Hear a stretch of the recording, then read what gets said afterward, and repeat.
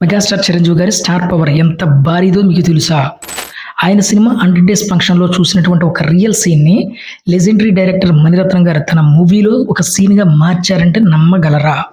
ఈ rare story ఇప్పుడు ఇంటర్నెట్‌లో వైరల్‌గా మారింది. అదేంటో ఇప్పుడు చూద్దాం.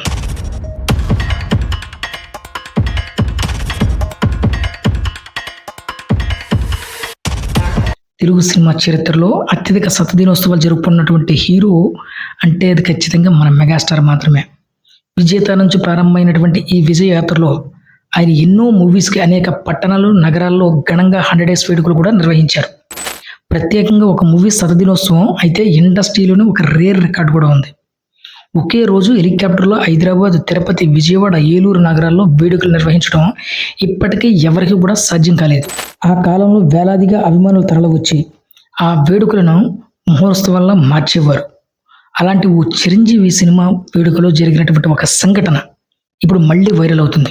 నటి సుహాసిని తాజాగా ఒక ఇంటర్వ్యూలో షాకింగ్ విషయాన్ని బయటపెట్టారు.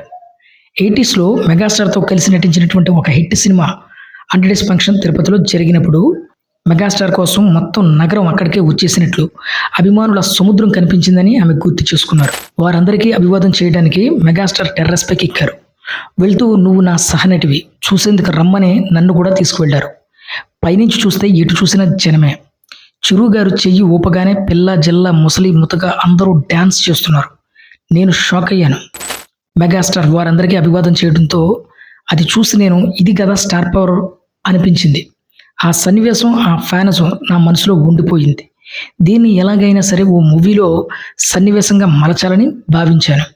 సరిగ్గా కొన్నేళ్ల క్రితం మణిరత్నం ఇరువురం తెరకెక్కిస్తున్నారు. ఈ మూవీలో మోహన్ లాల్ కోసం వచ్చినటువంటి ఫ్యాన్స్ను ఇది స్టార్ పవర్ అని చూపేందుకు ప్రకాష్ రాజ్ తీసుకువెళ్ళాలి. దీంతో ఆయన బిల్డింగ్ పైకి తీసుకువెళ్ళి చూపిస్తారు.